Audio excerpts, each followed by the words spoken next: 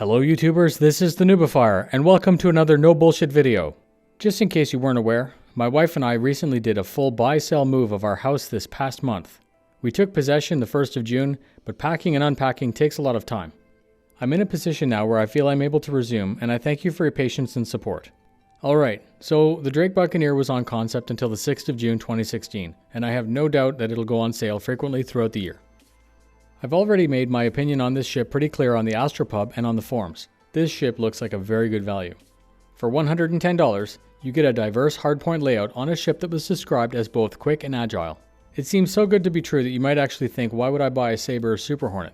It's never that easy, there are always trade-offs in balance, so let's take a closer look. I'm going to compare the Buccaneer to some very cheap ships and some that are a lot more expensive. First, let's rule out my two favorite value ships, the Avenger Titan and the Aurore Hélène. Both are fantastic starter ships that pack a punch. In my opinion, these both have one major advantage over the Buccaneer: they can carry cargo. So if you already have an Avenger Titan or an Hélène and you plan to do a mixture of security or run cargo, I obviously can't recommend an upgrade to the Buccaneer. It's a pretty significant price jump and you lose a significant functionality. And with that, the Buccaneer changes nothing down here at the entry-level section. These are still your two good value entry-level pledge ships. It shouldn't come as a shock, but I just thought I would mention it. Where the Buccaneer really starts to upset the known balance is in the no cargo or very small cargo fighter section. Here we have the Mustang Delta, the Reliant Tana, the 325A, the Aegis Gladius, and the base Anvil Hornet. For this video I'm going to lump them all into one big pot, but as we all know, they all have their own subtle unique qualities. This video is about upgrading to a Buccaneer. I've opted to approach it like this, but if you have any ideas on a better way or want a more detailed comparison to a particular ship, please let me know. To get a more consistent estimate of what the numbers actually mean, I'm opting to load all ships with a fixed bearing cannon complement. This will output a damage per second rating which we can compare across the board. I am aware that there are stronger deadly combinations. We're going to look at those later, but I wanted to quantify how this new ship stacks up. Here's what you get with the Drake Buccaneer. This ship has a very strong complement of weapon hardpoints for its size. 2 size 1, 2 size 3s, and 1 size 4. All this nets 1380 DPS, plus the missiles. When you compare that to a Mustang Delta, you can see 2 size 1s and 4 size 2s. All that nets 1101 DPS, but you don't have the extra missiles. The Reliant Tana has 4 size 1s and 2 size 2s, giving us a 1050 DPS. The 325A has 3 size 2s, giving us 576 DPS, plus the missiles. And the Aegis Gladius also has 3 size 2s, giving us 576 DPS, plus the missiles. The Delta and the Reliant Tana both seem to come very close, and considering they're inexpensive, you may not want to upgrade these. There's a certain irony to that statement because I've personally pledged for a CC upgrade from my Delta to a Buccaneer. It's going to sit there until the day that the Buccaneer is hangar ready. I really like the Delta, but the higher DPS and missiles are just too tempting to pass up. Now, the Gladius is a light fighter. It's awesome to pilot and very fun in Vandal co-op. I cannot think of one time where I actually took it into Battle Royale, which makes sense now that I actually sat down and did the math. It and the 325A are called light fighters for a reason. They may very well have their place in the verse for you, but in my opinion, if you own either as a fighter, you should think about upgrading them. I think that there's just too great of a performance gap between them and the Buccaneer to justify keeping them. Let's talk about the more expensive dedicated fighters. The Super Hornet can carry 1 size 4 and 3 size 3s. Giving it a DPS of 1343 plus missiles. And the Aegis Sabre can carry 4 size 3s, giving it a DPS of 1184 plus missiles.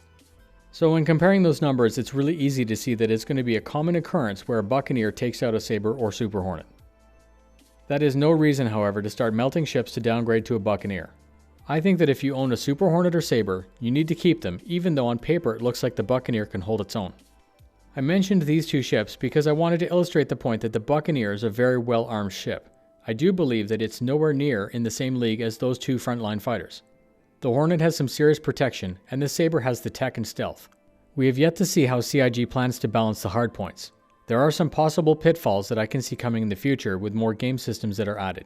Heat signature, stealth, and power load are going to add some limitations or advantages depending on what ship you're in.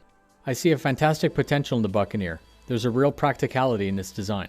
Its many hardpoints will allow for effective mixed weapon complement. Normally running a bunch of different weapons complicates the firing solution. My usual loadout is always full mono load. But I can actually see myself equipping a pair of size 1 Joker Sucker Punch cannons to the wings just in case I needed to disable a ship. That would give me a lot more flexibility in the verse, but because there's so many other hardpoints, I don't feel like I'm going to miss them. They said it was going to be fast and maneuverable, easy to repair, and have decent protection. But fast and maneuverable compared to what is my question. The Buccaneer balance will probably come from those systems that aren't implemented into the game yet. In spite of these unknowns, this ship will no doubt be a gem. I want to point out a massive drawback, how I think it's going to be balanced, and then some final thoughts. There will always be an instant association with piracy. Make no mistake, if I see a Drake ship on my targeting computer, I'm automatically assuming trouble. If you plan to be a law-abiding citizen, this ship might cause you constant grief throughout your lawful day-to-day operations. Just something about the name Drake makes you a bit cautious. They could try to balance the hardpoints on this ship by limiting its power. If they do that, we can just run a ballistic loadout. If they try to balance the shields and armor, we can just add a little bit of power to the defensive systems. And if they try to balance it by making it have a higher than average signature, we can just run a little bit cooler by deactivating those systems. What I'm trying to say is, however they try to control the Buccaneer, a good pilot will be able to compensate and manage its limitations. So in closing, if you're able to afford this upgrade, it should give you a solid investment from any other cheaper ship. I'm sure that it's going to give the dedicated fighter a proper run for their money for a fraction of the cost. It's the Verse's Super Mustang Delta. This ship will be common in the Verse, not just because it's inexpensive, but because it's a good value. I hope you found my no bullshit approach both interesting and entertaining. A couple channel updates.